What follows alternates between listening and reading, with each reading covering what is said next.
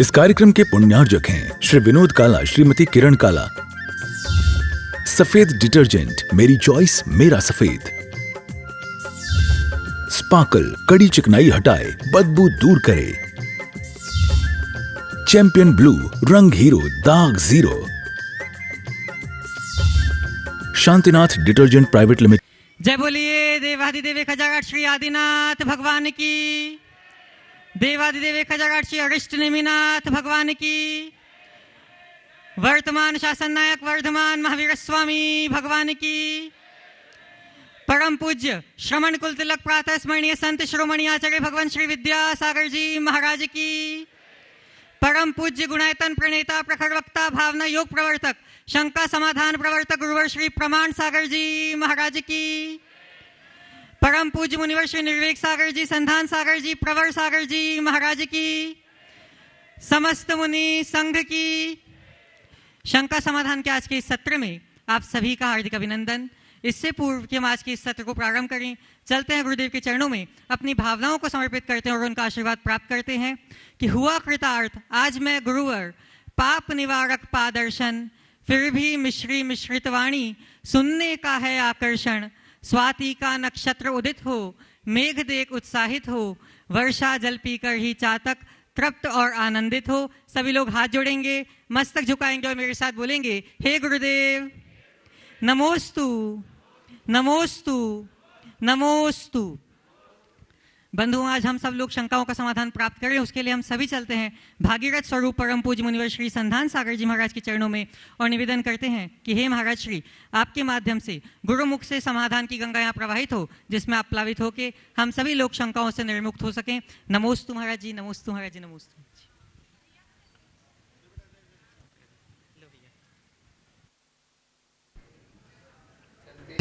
ओम गुरु चरणों में। और आज नंदीश्वर द्वीप के इस जिनालय में यह शुरू कर रहे हैं अपन संकट समाधान नमोस्तु निवेदित करते हुए गुरु चरणों में। आज का प्रथम प्रश्न श्रीमती अर्पणा अभिराज जैन, एडवोकेट अभिराज जी जैन, वे अपना प्रश्न करेंगे परिवार के साथ में। अर्पणा जी जैन गुणायतन ट्रस्टी और जो ट्रस्टी विभाग में भी कार्यरत है, वे अपना प्रश्न। उसके बाद में आज अपने बीच में डॉक्टर शंकर दयाल शर्मा विश्वविद्यालय से डॉक्टर विवेक जी सिंगई डायरेक्टर यहाँ पर उपस्थित हैं, वे अपना प्रश्न। महाराज श्री के चरणों में बारंबार बारंबार बारंबार नमोस्तु। मुनि महाराज श्री के चरणों में इच्छामी इच्छामी इच्छामी। महाराज श्री, मेरा प्रश्न यह है कि हम जो भी कार्य करते हैं अपने परिवार को लेकर, अपने कार्य क्षेत्र को लेकर, हमारे द्वारा जो भी एफर्ट्स किए जाते हैं, लेकिन उसका 100% रिजल्ट हमें प्राप्त नहीं होता है महाराज जी। तो ऐसा हम क्या करें कि हमें 100% रिजल्ट प्राप्त हो, जिससे कि हम संतुष्ट हो पाए? देखिए, कोई भी काम करे, हर कार्य का 100% परिणाम मिले ये कोई ज़रूरी नहीं। हमें अपना 100% लगाना चाहिए और जो परिणाम आए उसे स्वीकार करने के लिए तैयार रहना चाहिए। हमेशा एक बात ध्यान रखें कि हमारे हाथ में प्रयत्न है, परिणाम नहीं। प्रयत्न में कमी ना हो और परिणाम में असंतुष्टि ना हो।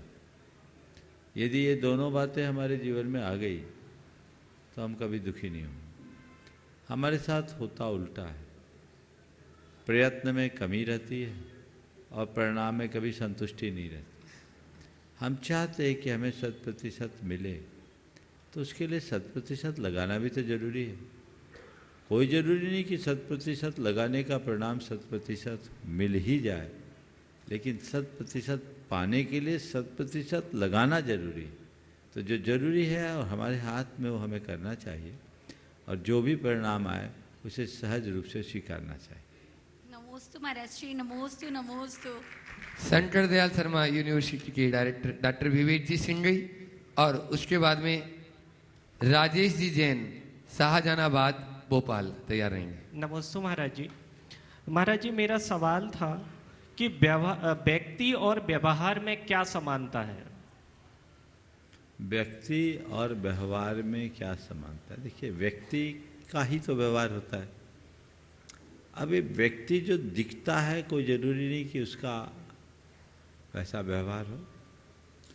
हमारे आचार विचार का जो प्रकट रूप है वो व्यवहार है।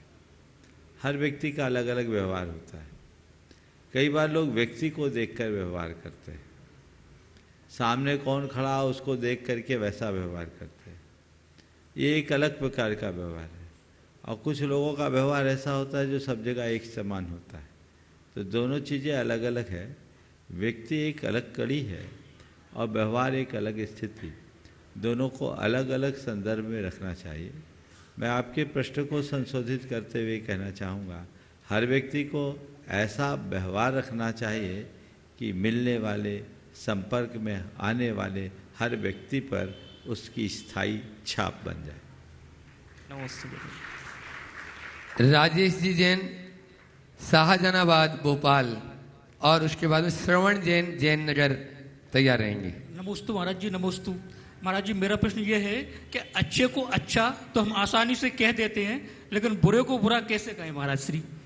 अच्छे को अच्छा कहो, बुरा को बुरा कहने की जरूरत क्या है?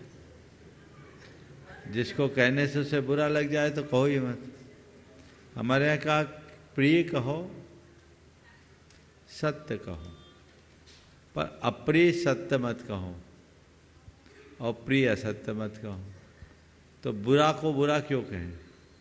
बुंदेलखंड में कहावत है, काना से काना कहो जल्दी जे है रूठ, और धीरे धीरे पूछ लो कैसे गई जा फूट। तो हमें तरीके से अपनी बात को शुगर कोटेड बना करके देना चाहिए ताकि हमारी बात किसी को चुभे। नमस्ते महाराज जी। श्रवण जी जैन, लाल जाटी, और उसके बाद में तैयार रहेंगे रोशनी पंकज जी जैन, लाल जाटी। सभी साधु परमेष्टि को नमोस्तु। महाराज जी को इच्छा में मेरा प्रश्न है महाराज जी कि कहाँ चिंता करें और कहाँ चिंतन करें। थोड़ा भी कठिन कार्य हो तो ज़्यादातर लोग चिंता करने लगते हैं, जो हमारे चिंतन की शक्ति को नष्ट कर देती है और कार्य सिद्धि नहीं हो पाती। चिंता की प्रवृत्ति बढ़ने पर शारीरिक और मानसिक नुकसान कर लेते हैं। चिंता या फिक्र का भी हमारे जीवन में कोई स्थान है या नहीं? आपने पूछा कहाँ चिंता करें और कहाँ चिंतन करें, तो मैं कहता हूँ चिंता कहीं ना करें, चिंतन सब जगह करें। चिंता आती क्यों?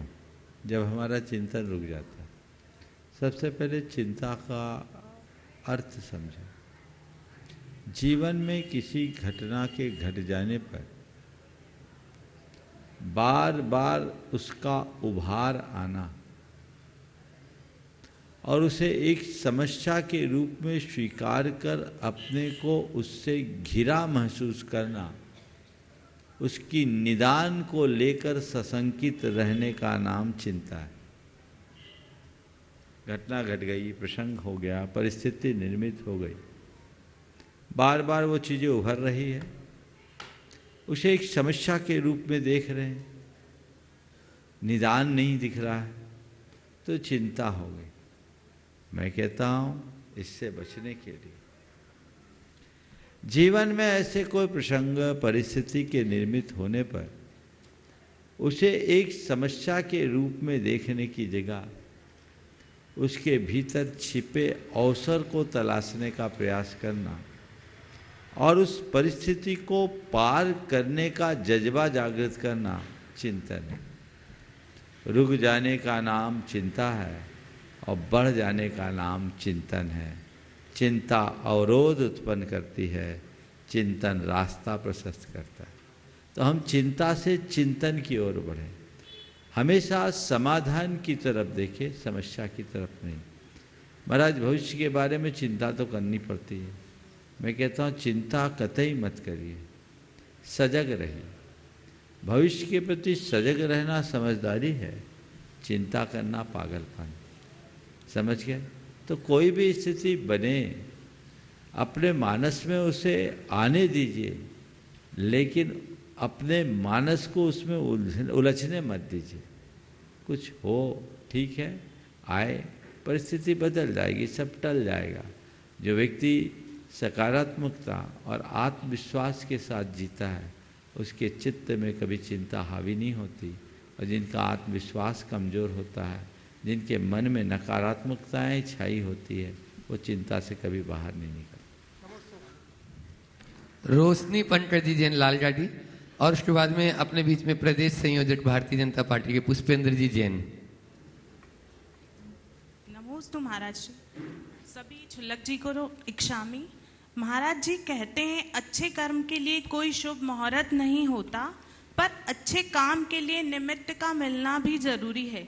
इसी संदर्भ में मेरा आपसे प्रश्न है कि जो लोग इस दुनिया से चले जाते हैं उनकी पुण्य तिथि पर शांति धारा, शांति विधान या भक्तामर्जी का पाठ कराने में क्या कोई दोष है, और है तो क्या? कृपया मार्गदर्शन दीजिए। सबसे पहली बात तो अगर कोई चला गया उसके जाने की तिथि को पुण्य तिथि क्यों कहते हैं? बोलो। कोई मर गया तो तुम्हारे पुण्य की वजह से मरा है, बोलो। फिर भी लोग पुण्य तिथि बोलते हैं, क्यों बोलते हैं? पुण्य तिथि मनाते हैं, बोलो। मरना पुण्य है कि पाप? बोलो, माइक है ना आपके पास। मरना पुण्य माना जाता है या पाप? वैसे तो 84 लाख योनि में अगर जीव भटक रहा है और वो कुछ अच्छा करके इस योनि से आगे गया है तो ये पुण्य ही है।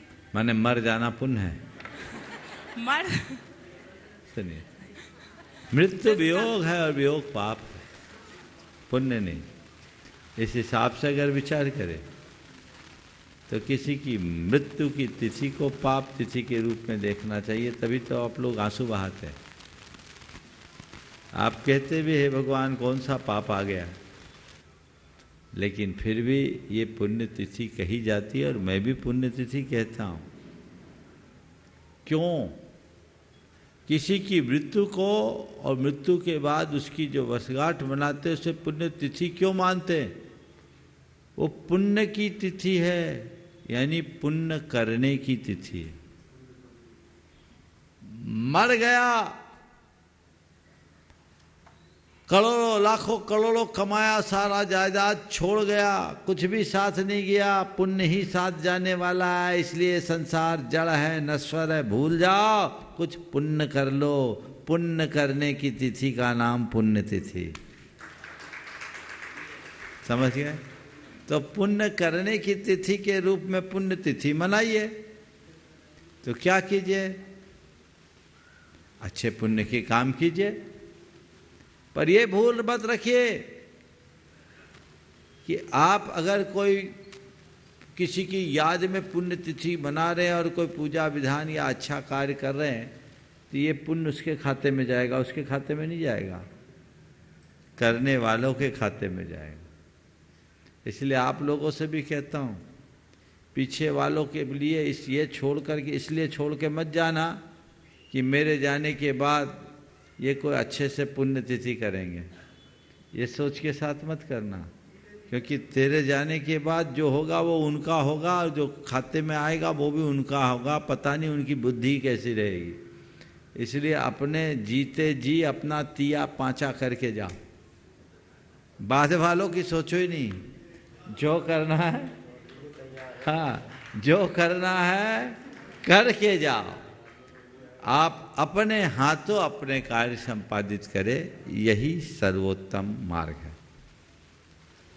पुष्पेंद्र जैन, प्रदेश संयोजक भारतीय जनता पार्टी, और उसके बाद में तैयार रहेंगे विभा जैन, बड़ा गांव दसान। विश्व पटल पर जैन समाज को जिन ब्रह्मों का दर्शन कराने वाले साक्षात जो गुणायतन के प्रेता, भावना योग के प्रेता, परम पूज्य श्री 108 मुनि प्रमाण सागर जी महाराज जी व मुनि संघ के चरणों में कोटि कोटि नमोस्तु।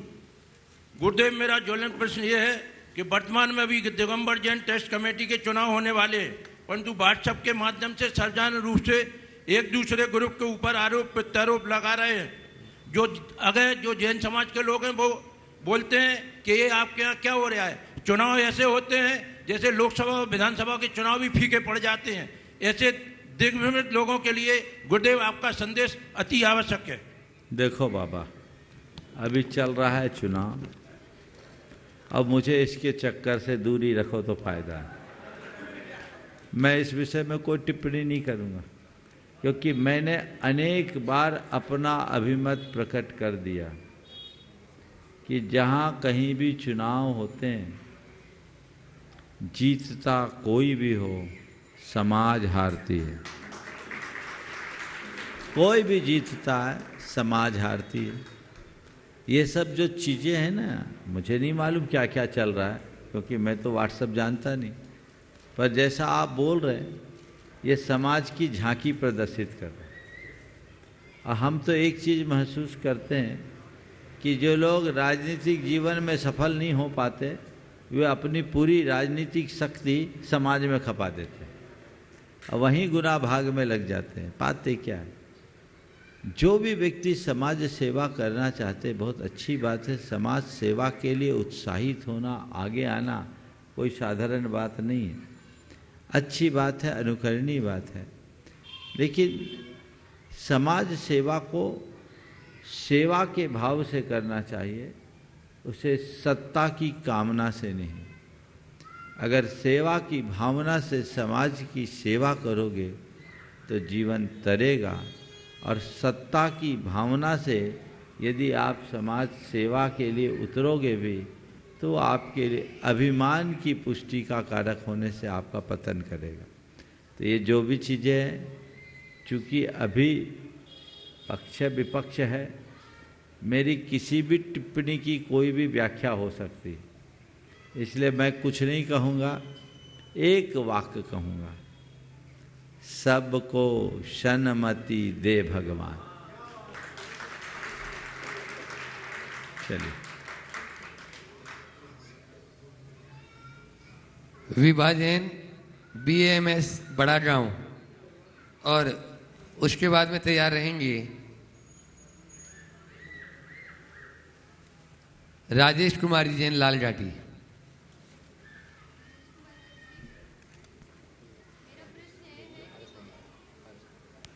बोलो।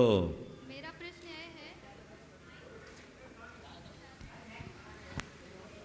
बोले विभाजी।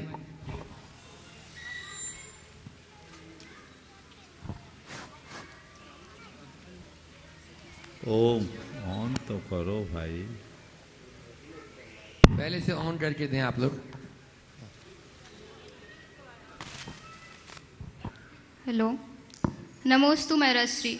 मेरा प्रश्न यह है, जो बच्चे अपने घर से दूर रहकर हॉस्टल में रहते हैं, उन्हें ना चाहते हुए भी कई सारी चीज़ें करनी पड़ती है, जैसे आलू प्याज का सेवन, रात्रि भोजन, और हम अपने नियमों का अच्छे से पालन कर ही नहीं पाते। तो महराश्री, अपनी शिक्षा को साथ लेकर चलते हुए हम अपने नियमों को पालन नहीं कर पा रहे हैं, तो उनके लिए हमें क्या करना चाहिए और अपनी पढ़ाई को हम सफल कैसे बना सकते हैं? देखिए, ये समस्या है और गंभीर समस्या है, बहुतों के साथ ऐसा होता है। पहली कोशिश तो हमारी ये होनी चाहिए कि हम ऐसे ही छात्रावासों में रहें जहां हमारा नियम फल जाए, और इसके लिए समाज को जागरूक होना चाहिए। आज ही एक बेटी आई, IIM किया उसने। IIM से पास आउट होने के बाद कहाँ से किया था, शायद ध्यान नहीं, कोई जगह सुबह ही आई थी, शायद हो सकती है सभा में। वहाँ वेज नॉन वेज इकट्ठा मैच था, शायद नागपुर से किया था उसने। और उन्होंने अपने साथ संघर्ष किया, लोगों को प्रेरित किया, पूरी पढ़ाई कर ली, लेकिन अपने नियमों में समझौता नहीं किया, आगे बढ़ गए। तो थोड़ा मजबूत होना चाहिए। ऐसी परिस्थिति में हमारे निष्ठा की परीक्षा होती। मैंने जो नियम लिया मुझे निभाना है। जो चीज़ें हमें नहीं खाना वो नहीं खाना, या तो हॉस्टल बदल दो या अपनी व्यवस्थाएं बदल दो। कई लोग ऐसे जो हॉस्टल में पढ़े और सलाद के साथ रोटी खा करके काम कर ली। संघर्ष करना पड़ता है, कठिनाई होती, लेकिन जिसकी निष्ठा प्रबल होती है वो सब निभा लेता है। तो पहला प्रयास तो ये करना चाहिए।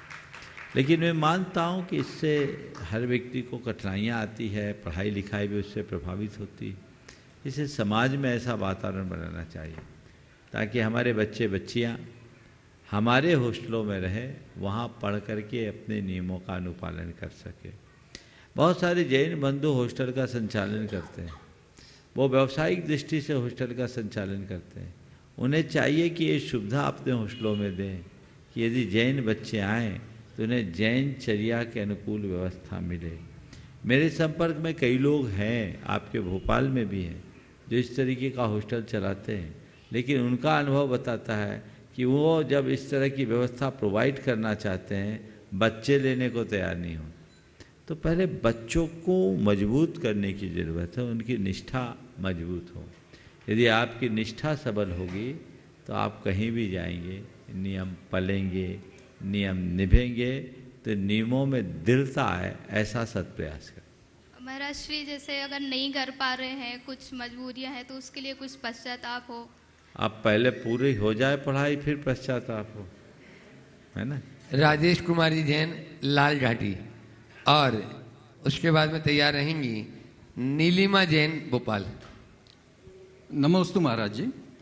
वर्ष 2014 में आपके राजस्थान में किसी शहर में चतुर्मास के दौरान एक छोटे बालक ने प्रश्न किया, और उसी प्रश्न से उपजा मेरा एक सवाल है।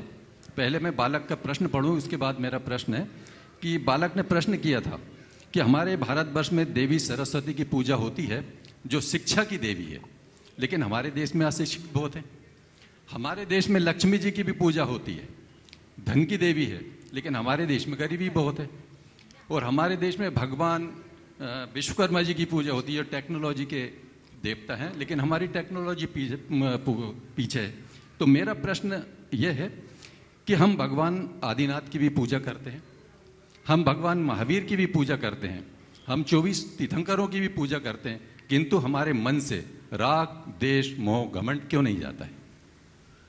देखिए, आपने प्रश्न तो बहुत अच्छा किया, लेकिन जो पुराने प्रश्न से संदर्भ जोड़ा, तो मुझे आपके प्रश्न को 2 हिस्सों में बांटना पड़ेगा।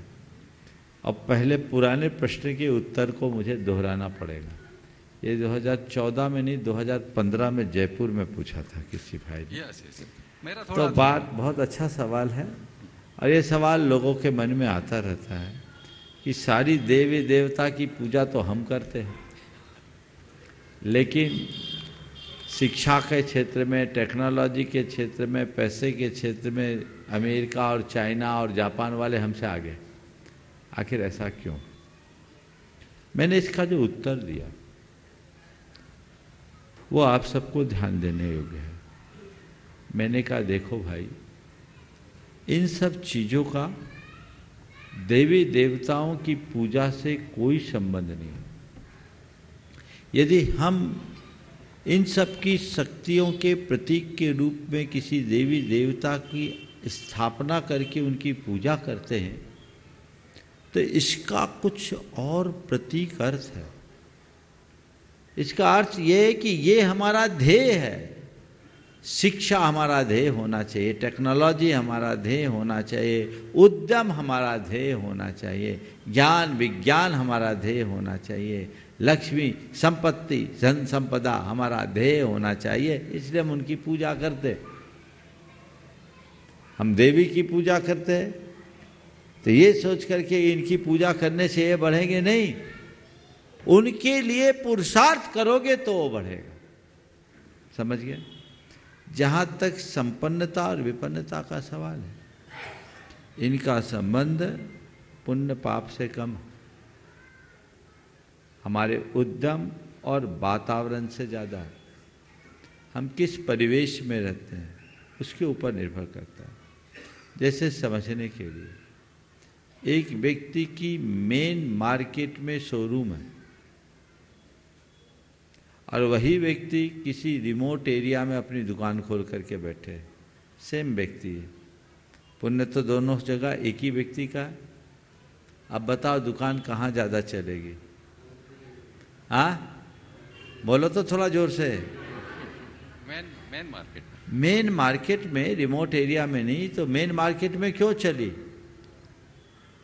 क्योंकि वहाँ माहौल है, वहाँ वातावरण है। यहाँ वातावरण नहीं है, तो जहाँ माहौल है वहाँ मार्केट चलता है, जहाँ माहौल नहीं वहाँ मार्केट नहीं चलता। ये स्थिति है। तो माहौल होना चाहिए, माहौल के बिना मार्केट कैसे चलेगा? तो कभी भारत में भी माहौल था तो भारत की जीडीपी विश्व में सबसे अच्छी थी। भारत को सोने की चिड़िया कहा जाता था। भारत के ज्ञान विज्ञान से दुनिया लोहा मानती थी, है ना? बिल्कुल बिल्कुल। भारत विश्व का सबसे उन्नत देश, उन्नत और संप्रभुता युक्त देश था, क्योंकि उस समय देश में ऐसा वातावरण था। आज जिन देशों की बात आप करते हैं कि वह देश बड़े विकसित है, समृद्ध है, सब चीज में समर्थ है, वो केवल इसलिए क्योंकि वहां आज ऐसा वातावरण है। भारत में अतीत में वातावरण था तो भारत भी पहले ऐसे ही था। आज यदि हम अतीत के वातावरण को पुनः लौटा देंगे तो फिर भारत आगे बढ़ जाएगा। तो मैं प्रत्येक भारतीयों से कहना चाहता हूँ, भारत को आगे बढ़ाना चाहते हो तो भारत को भारत बनाने का माहौल बनाओ, अपनी निष्ठा जगाओ, वैसा प्रयत्न करें जिससे बेहतर वातावरण बन सके और सब कुछ अच्छा हो सके। ये तो रही ये बात। अगर आज भी वैसा किया जाए तो हो सकता है।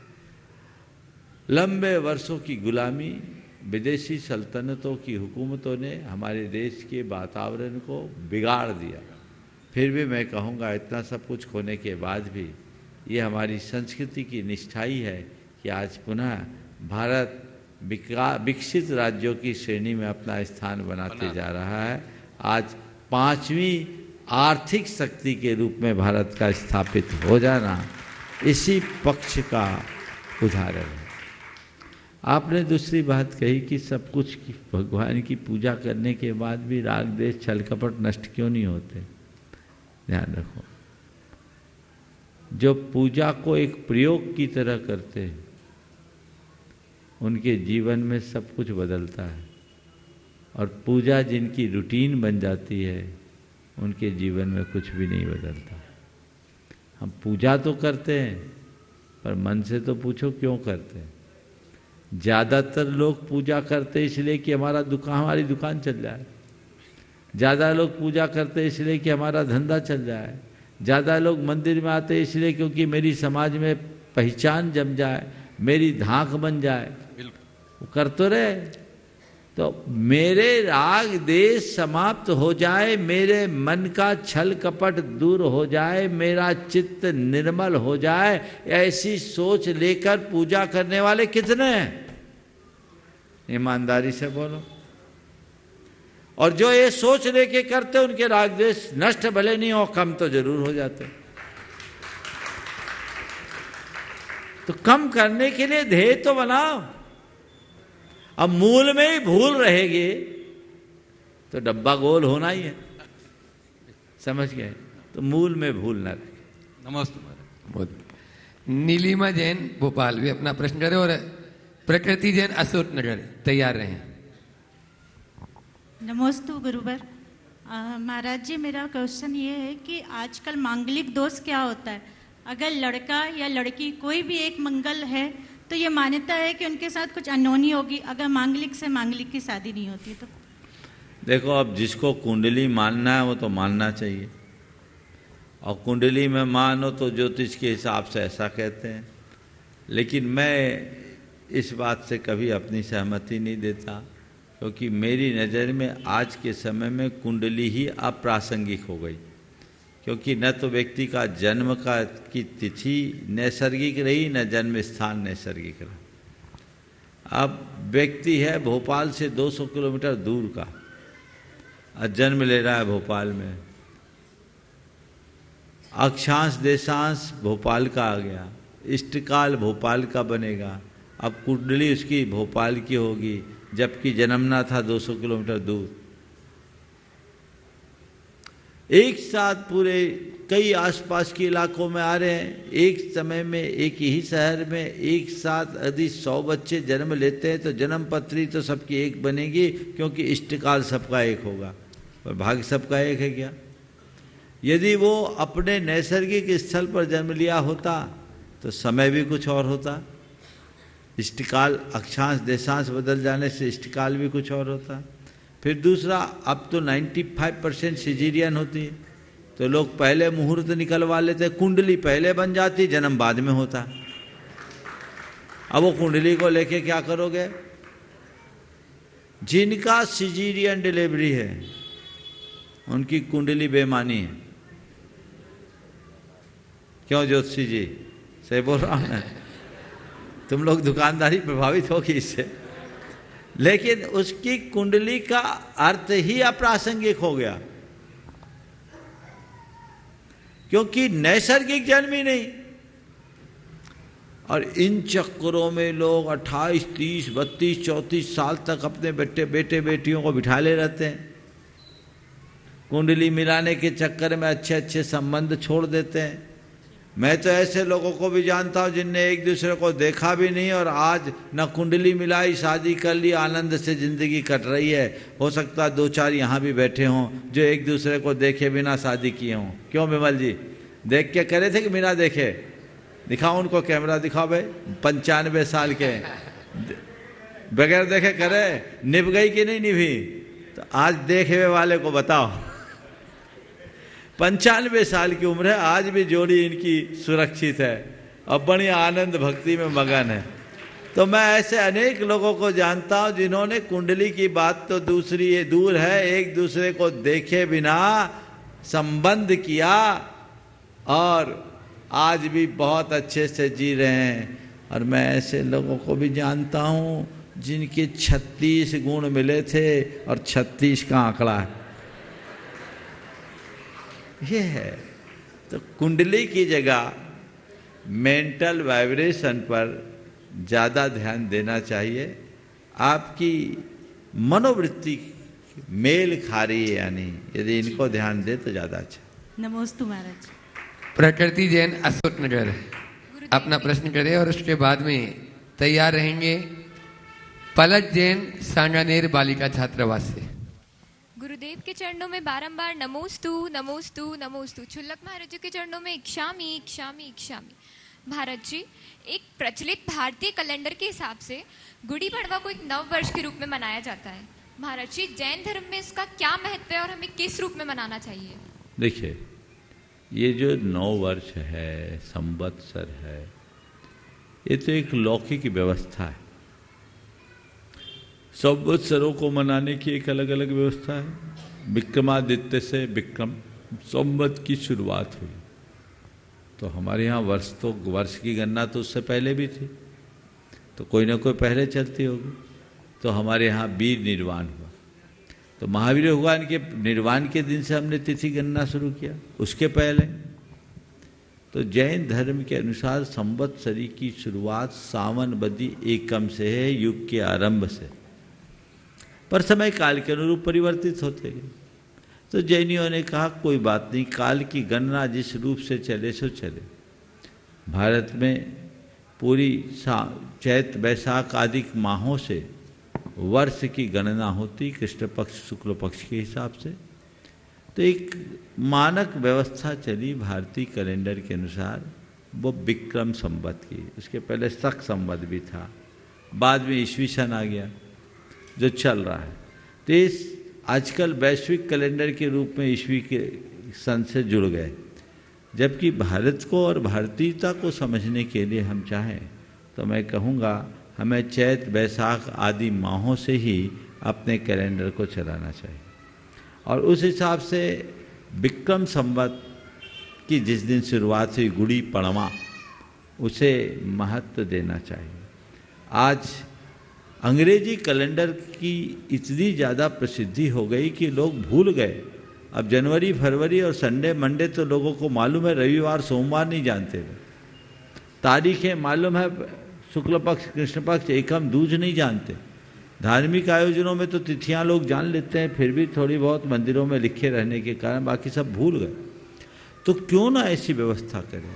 हमारी भारतीय व्यवस्था होनी चाहिए। विश्व में आज भी कई जगह चीन का नववर्ष अलग होता है, कई देशों में है उनका अपना नववर्ष अपने तिथि के अनुसार होता है।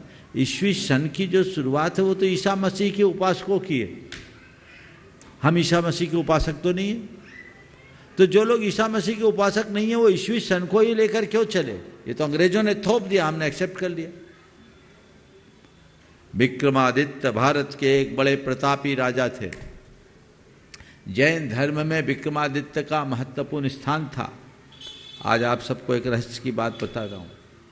जैन परंपरा के एक महान आचार्य हुए अरहत बलि। मूल संघ के संस्थापक आचार्य अरहत बलि वो राजा विक्रमादित्य के सगे भाई थे। परिवार जैन समाज का जो इतिहास है उनसे संबद्ध है। तुम सब जितने बैठे हो विक्रमादित्य के वंशज हो, इतिहास पढ़ो। अरहत बलि ने उस परंपरा को आगे बढ़ाया जो मूल संघ के भेद में आए। तो विक्रमादित्य का जैन संस्कृति से संबंध स्थापित होता है, इसलिए हमें विक्रम संवत को महत्व देना चाहिए। एक न्यायप्रिय राजा थे। विक्रमादित्य के सिंहासन की कहानियां हम सबको पता है। उनकी न्यायप्रियता की न्याय प्रणाली की बात हम सबके बीच में प्रसिद्ध है। तो हमें उसे मानना चाहिए जिसमें भारत की पहचान हो, जिसमें भारत का दर्शन हो, जिसमें भारत का ज्ञान हो और जिससे भारतीय परंपरा पुष्ट होती है, हमें उसे शिरोधार्य करना चाहिए। इसलिए मैं युवाओं से कहूँगा 2 दिन बाद परसों गुरु पर्व आ रही, परसों की सूर्योदय का अभिनंदन करो सेलिब्रेट अच्छे से अच्छे। न्यू ईयर सेलिब्रेट करना है। न्यू ईयर सेलिब्रेट नहीं करेंगे, नव वर्ष का हर्ष मनाएंगे।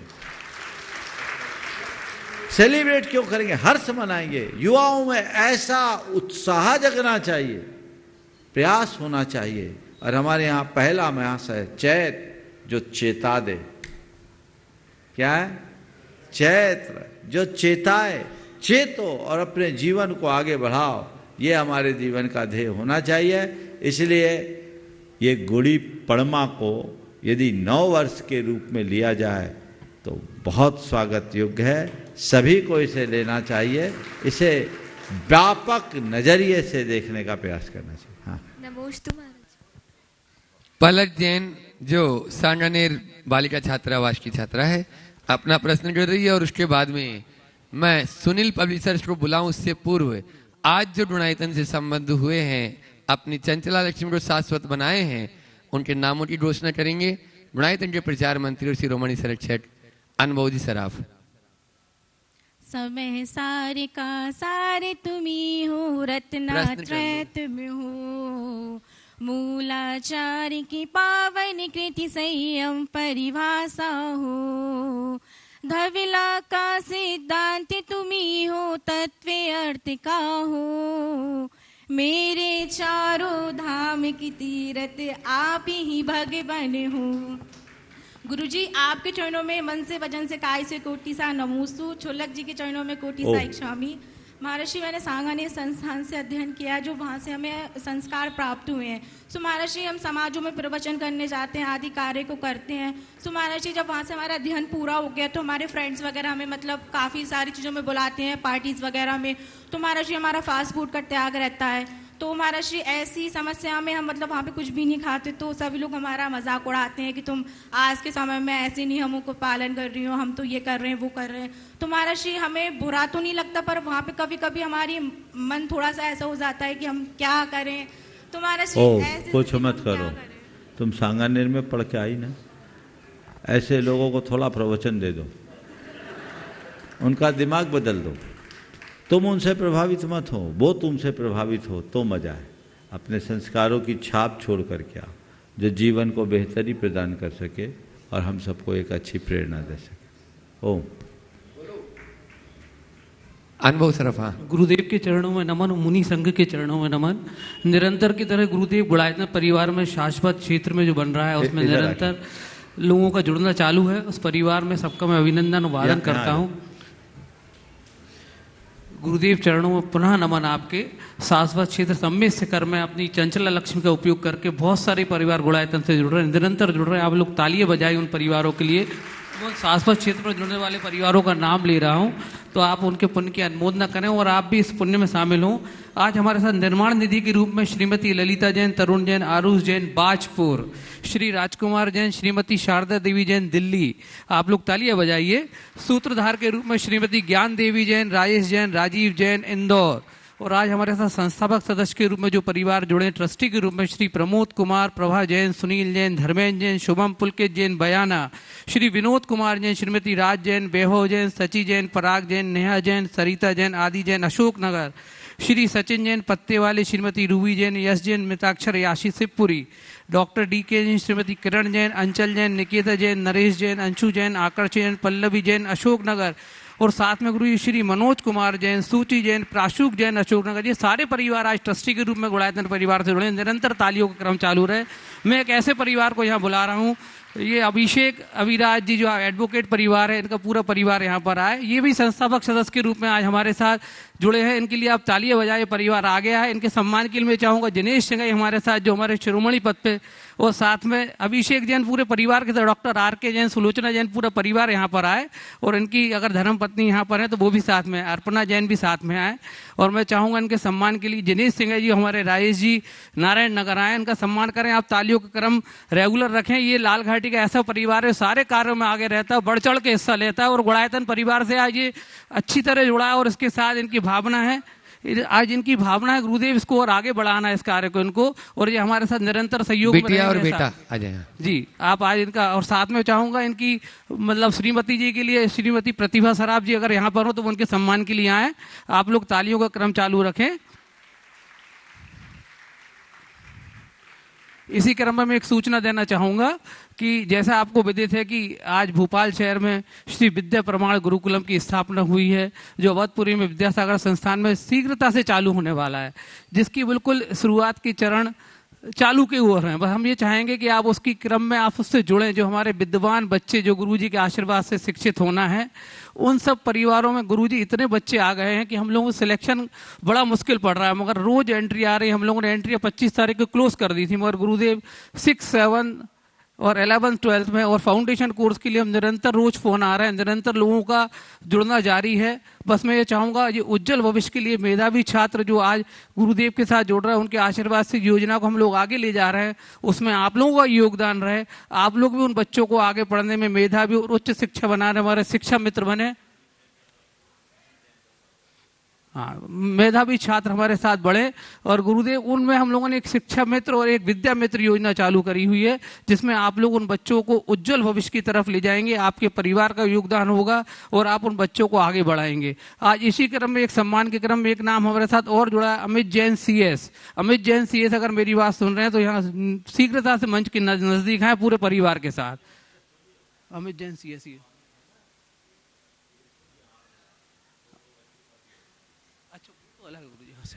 गुरुदेव वो आप वो एक्चुअली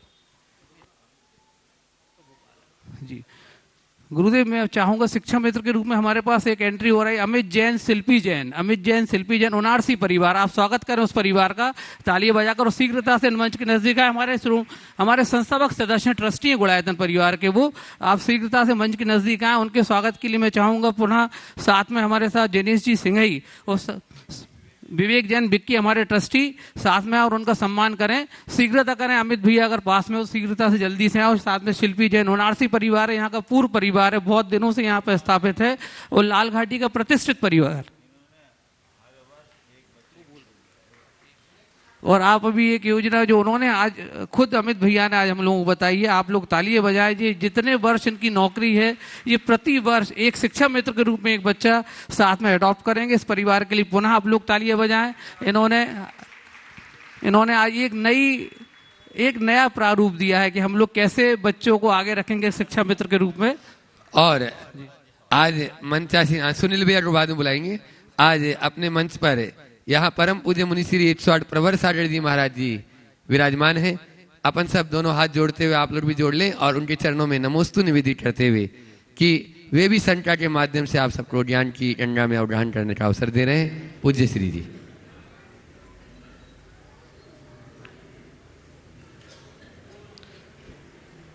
ओम नमः सिद्धेभ्यः। परम पूज्य आचार्य श्री संत श्रोमणी आचार्य श्री विद्यासागर जी महाराज की, परम पूज्य आचार्य मुनि श्री प्रमाण सागर जी महाराज की, मंच पर विराजित समस्त मुनि संघ की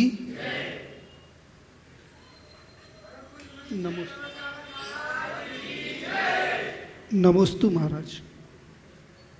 मेरा मेरे मन में एक प्रश्न है कि जब आप संघ में थे आचार्य गुरुदेव विद्यासागर जी महाराज जी के, तब कोई एक ऐसा प्रसंग सुनाओ जिससे आपके मन में आनंद उत्पन्न हुआ, वो प्रसंग जन समुदाय के लिए शिक्षाप्रद है, ऐसा कोई प्रसंग सुनाकर। नमोस्तु महाराज जी। देखो, गुरुदेव के साथ तो जितने भी पल बीते वे सब आनंदप्रद थे। महापुरुषों की यही विशेषता होती है, उनका जीवन कल्प वृक्ष के समान होता है। जो उसे पहचान लेता है, उसकी शरण में आता है, उसका कायाकल्प हो जाता है। तो मैंने तो गुरुदेव को एक ऐसे ही कल्प वृक्ष के रूप में देखा है और उनकी छाया में आने से अपने जीवन का कायाकल्प होता हुआ हमने महसूस किया है। जहाँ तक गुरुदेव के संसर्ग में आकर आनंदित होने का अवसर की बात है कि जो सबसे ज़्यादा आनंद दिया, तो मुझसे पूछो तो मैं कहूँगा जिस घड़ी गुरुदेव के हाथों से मेरे मस्तक पर मुनि दीक्षा के संस्कार आए, मेरे जीवन के सबसे आनंद का क्षण वही था। जब दीक्षा संस्कार उन्होंने दिया तो मुझे ऐसा लगा कि आज गुरुदेव ने कितनी बड़ी कृपा की, मुझे सर्व पापों से सदा सदा को मुक्त कर दिया। मुनि जीवन कोई साधारण जीवन नहीं है। 5 महाव्रत को अंगीकार करना बिना गुरु कृपा के संभव नहीं है, और 5 महाव्रतों को अंगीकार करना यानी 5 पापों का सर्वदा के लिए परित्याग कर देना। गुरुदेव ने मुझे पापों से छुटा दिया, मेरे जीवन में सबसे बड़ा आनंद भर दिया। व्रत उन्होंने दिया, पर केवल दीक्षा लेने से मेरा काम नहीं बना। यदि उनकी कृपा मुझ पर नहीं बरसती होती, और मुझ पर ही नहीं हम जैसे सब पर न बरसी होती, तो हम उस दीक्षा को निभा भी नहीं पाए होते। एक पल आनंद का उनने दिया और पूरे जीवन को आनंद से भर दिया। यह उनके जीवन की सबसे बड़ी देन रही है। गुरु की यही भूमिका होती है जो शिष्य को अपने समान बना लेता।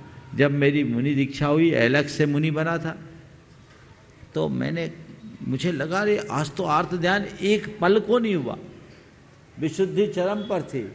मैंने गुरुदेव से कहा, गुरुदेव आपने कितनी बड़ी कृपा कर दी, एक लंगोटी क्या उतरी, सारा आर्त ध्यान छूट गया। गुरुदेव ने एक बड़ी बात कही, आत्म ध्यान का ख्याल रखोगे, आर्त ध्यान कभी पास नहीं आएगा। हम लोगों की मुनि दीक्षा के उपरांत सोनागिर में दीक्षा हुई थी। तारीख के हिसाब से परसों का दिन आने वाला 31 मार्च को हमारा अकाउंट क्लोज हुआ था 1988 को।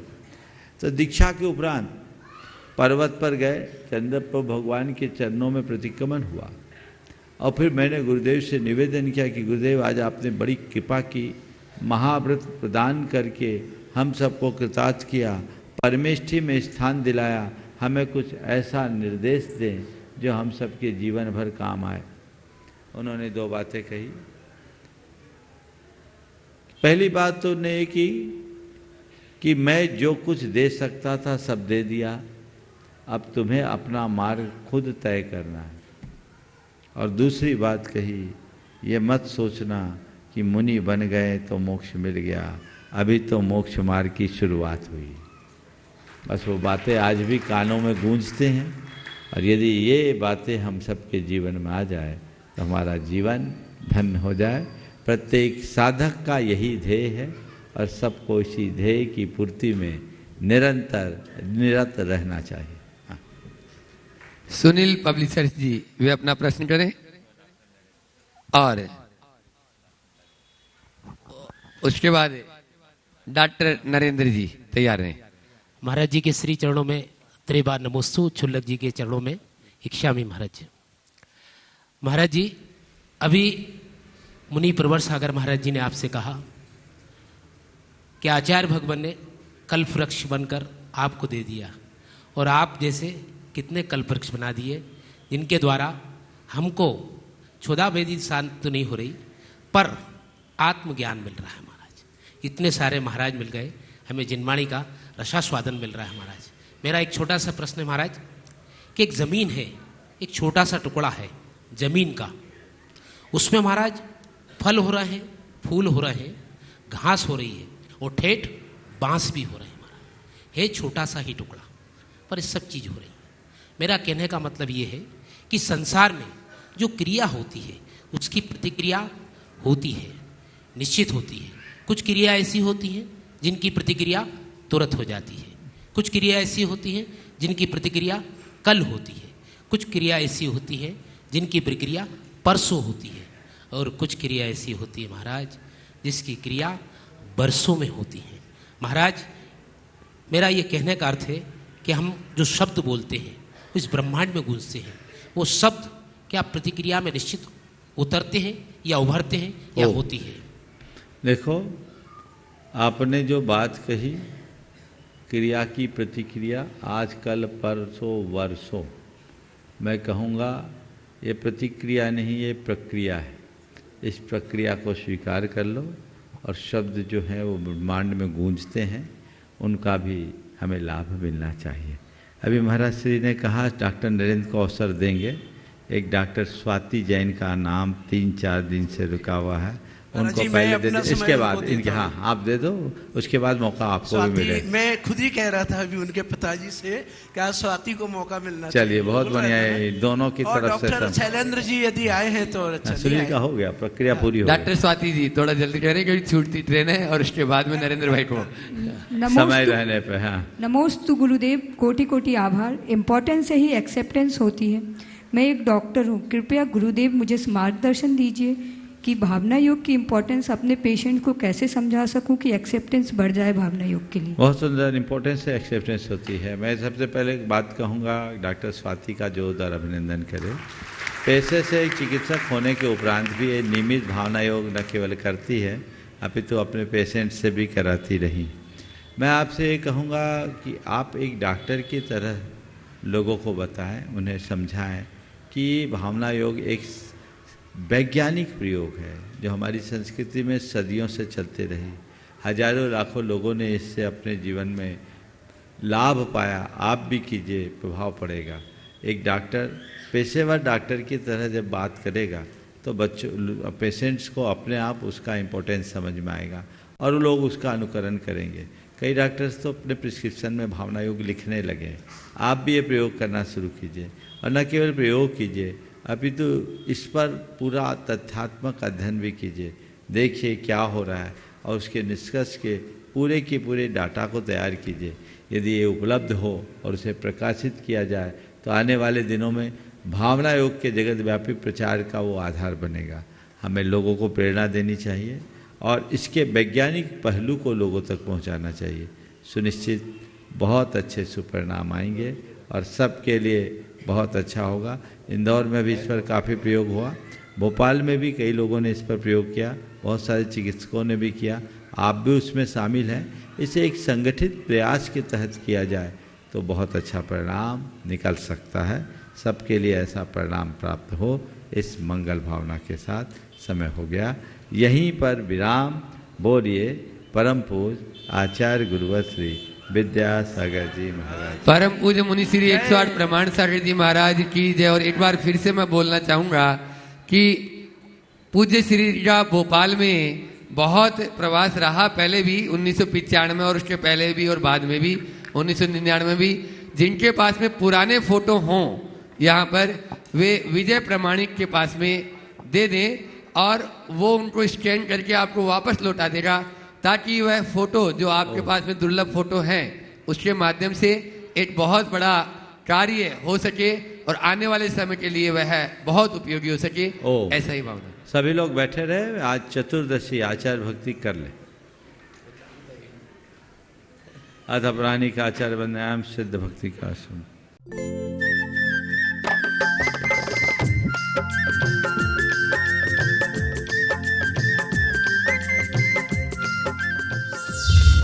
इस कार्यक्रम के पुण्यार्जक हैं श्री विनोद काला, श्रीमती किरण काला। सफेद डिटर्जेंट, मेरी चॉइस मेरा सफेद। स्पार्कल, कड़ी चिकनाई हटाए, बदबू दूर करे। चैंपियन ब्लू, रंग हीरो, दाग zero. Shantinath detergent private limited, Kolkata.